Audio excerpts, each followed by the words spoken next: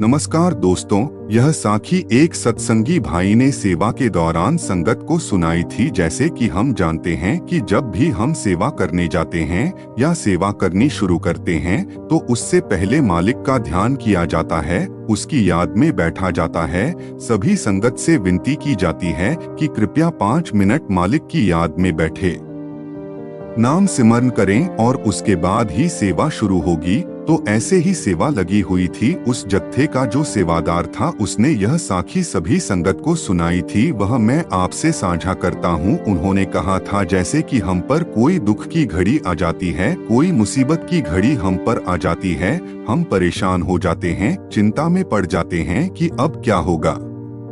तो उस समय हमें परेशान नहीं होना चाहिए, क्योंकि हमारी देखभाल करने के लिए मालिक है। अगर हमने अपना हाथ उसको पकड़ा दिया है तो हमें चिंता करने की कोई जरूरत नहीं, क्योंकि फिर वह खुद हमारी संभाल करता है।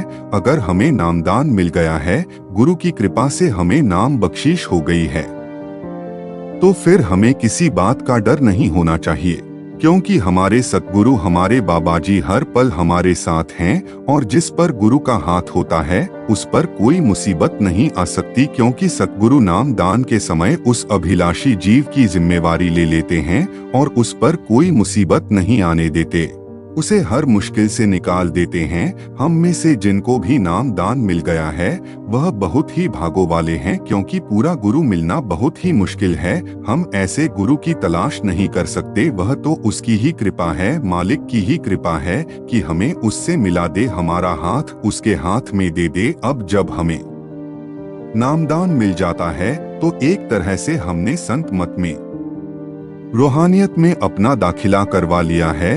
अब उसे निभाने की जिम्मेवारी हमारी होती है। जैसे कि फरमाया जाता है कि नामदान केवल रूहानियत में एक दाखिला है।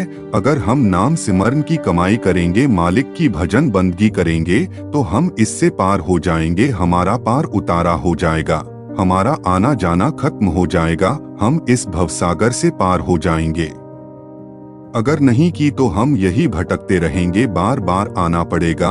और आप जी ने फरमाया कि हम दुख की घड़ी में तो मालिक को याद करते हैं, लेकिन सुख की घड़ी में उसकी याद ही नहीं आती। हम दुनियादारी में इतना खो जाते हैं, दुनिया की सुख सहूलतों में इतना खो जाते हैं कि हमें उसकी याद ही नहीं आती। तो ऐसे ही बाबा फरीद जी हुआ करते थे, जो कि बहुत ही पहुँचे हुए महात्मा हुए हैं, जिन्होंने मालिक की भजन बंदगी का प्रचार किया, उसके नाम का प्रचार किया, और जैसा जीवन व्यतीत करते थे वैसा ही उनकी संगत करने वाले लोगों को भी वह वैसा ही आचरण रखने के लिए कहते थे। अक्सर देखा जाता था कि जब सब लोग इकट्ठे होकर फरियाद करते थे तो बाबा फरीद जी भी उनमें शामिल होते थे। जब उस कुल मालिक के आगे फरियाद की जाती थी, सब लोग फरियाद के समय मालिक से अपनी अपनी बातें जाहिर करते थे कि हमें सुख देना और मुसीबतों से बचाए रखना।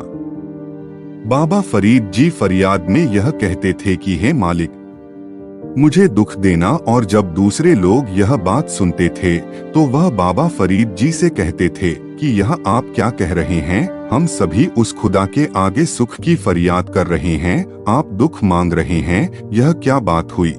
तो बाबा फरीद जी मुस्कुराए और उन्होंने इसका बहुत ही सुंदर तरीके से जवाब दिया कि अगर मैं मालिक से सुख मांगूंगा तो मुझे उसकी याद ही नहीं आएगी, मैं तो फिर इस दुनिया के सुख मैं खो जाऊंगा, और जो खो जाता है उसे मालिक की याद कहाँ से आती है। आप देख सकते हैं जो राजे महाराजे हैं उनकी दिनचर्या क्या है, वह नाच गाना करते हैं, शराब पीते हैं, बस इन्हीं कामों में अपना जीवन जाया कर देते हैं। उन्हें उस कुल मालिक उस खुदा की कोई खबर नहीं होती, क्योंकि वह दुनिया के इस सुख में, दुनिया की इस माया में इतने खोए हुए हैं कि उन्हें सत्य की कोई खबर नहीं, मालिक की कोई खबर नहीं। वह माया की नींद में सोए हुए हैं और यह नींद इतनी मीठी है कि इससे जग पाना मुश्किल है। अगर गुरु की कृपा हो तो ही इससे निकला जा सकता है, इससे बचा जा सकता है।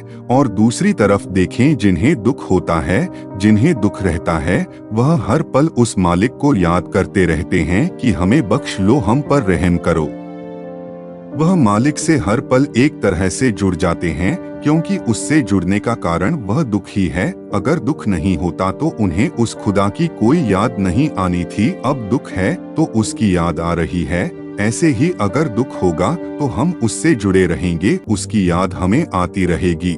सत्य की खबर हमें होगी, हमें याद आएगी कि हमारा पिता वह कुल मालिक वह खुदा है।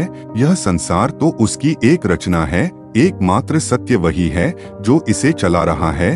तब हम इस माया की नगरी से आजाद हो पाएंगे, हमें मुक्ति मिल सकेगी। अगर सुख में रहे तो हमें उसकी कोई याद नहीं आएगी। हम सुख में इतने खो जाएंगे कि अपना सारा जीवन इसी माया में जाया कर चले जाएंगे। इसलिए उस खुदा के आगे फरियाद करता हूँ कि मुझे दुख देना, ताकि तेरी याद हर पल मुझे आती रहे। साध संगत जी, जैसे कि फरमाया जाता है कि दुख की घड़ी हो या सुख की घड़ी हो, हमें बिना नागा भजन सिमरन करना है। लेकिन कभी कभी ऐसा हो जाता है कि हम दुनिया के इस सुख को देखते हुए उस कुल मालिक की याद में बैठना भूल जाते हैं। इससे हमारा स्वार्थ सिद्ध होता है कि जब तक हमारे पास सुख है तब तक हमें कुल मालिक की कोई याद नहीं, कोई खबर नहीं। और जब दुख आता है तब हम कैसे नाक रगड़कर उसके आगे फरियाद करते हैं कि हमें बख्श ले, हम पर रहम कर। लेकिन अगर हमने उसको सुख में भी याद किया होता तो दुख आना ही नहीं था। जो उसकी याद में बैठते हैं